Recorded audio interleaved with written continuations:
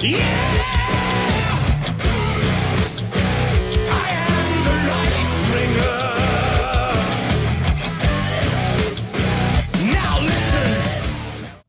guys, Dozer here bringing you a quick update on the Pro Tour London.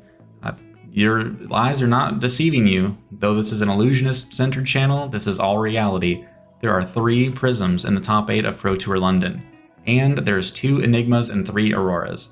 Now, to break down a little bit about the percentage of the meta, I don't have that graphic up here right now, but basically, Aurora was about 33% of the day 1 field, Enigma was about 19% of the day 1 field, and Prism was not quite as represented. Prism was much more closer to that, like 8 to 10% of the field. So Prism obviously has been traditionally very good into heroes that do not have a lot of poppers and who do not block very well.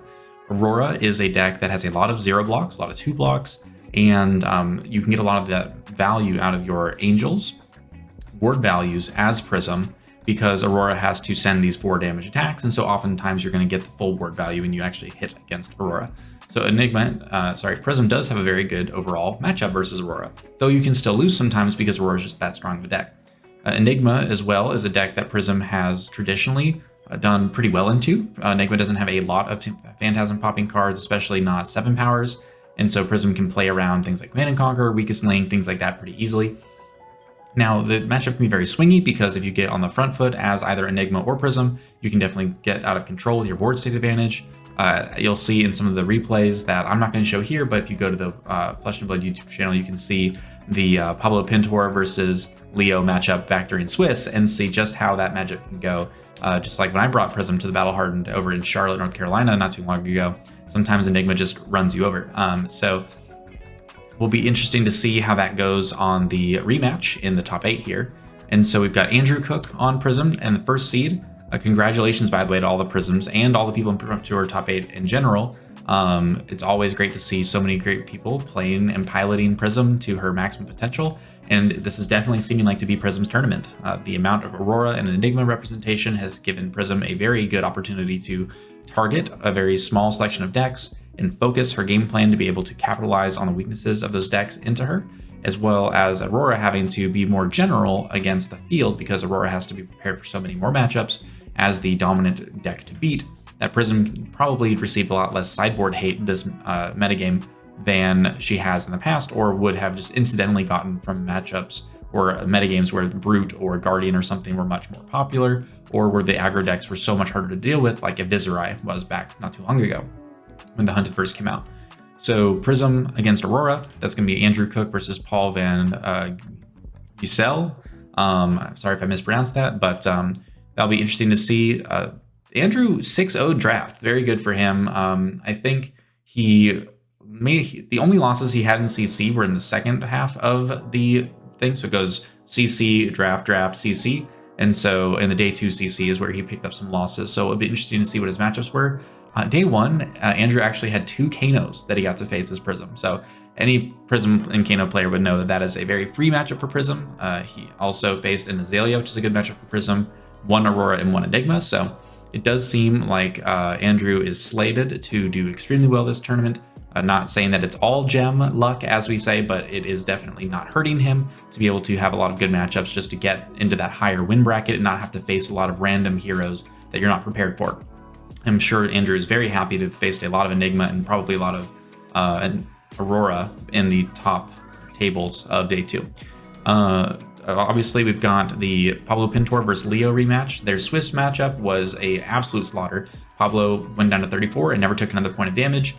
Had a gigantic mirror guy, punched through Arclight Sentinels, and just absolutely clobbered Leo without much he could really do about it. The game was over really quickly, so that's just how it goes sometimes. Prism can really struggle to catch up once the ward comes down, because Prism really needs to hit with her cards in order to generate her own value. And if she gets stuck with things in her hand, like libraries or figments or cards she can't really use based on the pitch of composition of her hand, it can be really, really awkward. So hopefully we'll have some good games to see and not have so many blowouts where the Prism didn't really get to have a lot of agency. Then we've got Kevin Murphy, a recent calling or battle hardened performer on Prism. I believe it was the battle hardened Memphis Kevin Murphy did well in, and I think won, and so against the Syndra, if I recall correctly. So it'll be interesting to see him get to face off against an Aurora. Again, this is a matchup that Prism should be ready for and should be happy to see. This is a matchup where if the Aurora is prepared, having an extra 7 powers or 6 powers in the deck as a way to combat Prism's ability to throw powerful attacks can really line up well for Aurora, but I'm pretty sure a lot of these Auroras are going to just be running the good cards, not really worrying about teching for Prism, because Aurora should just outvalue depending on how the dice roll and how the cards come up. But without those Phantasm pops to get on the front foot, Aurora definitely has the ability to falter, whereas Prism's hands all kind of do the same thing every turn, and so Prism should be very consistently able to put forward the aggression and stymie the offense of Aurora to take out some of these wins. So, and then obviously in the final matchup, we've got Max Diekman versus Michael Yasker. Again, sorry about these pronunciations, but Enigma versus Aurora. The Enigma should also be prepared for Aurora. Enigma likes to run all the D-reacts and get some good value out of there. So, but the Auroras should also be ready for these matchups. I mean, there's nothing surprising here as far as the fact that Aurora is a strong deck. Prism is good into Aurora, and Enigma is just so powerful of a deck that doesn't matter what she plays against. She's really strong. I think Enigma currently is sitting at 900 something Living Legend points, so it's very possible that Enigma is able to take it here and overshoot that Living Legend point threshold.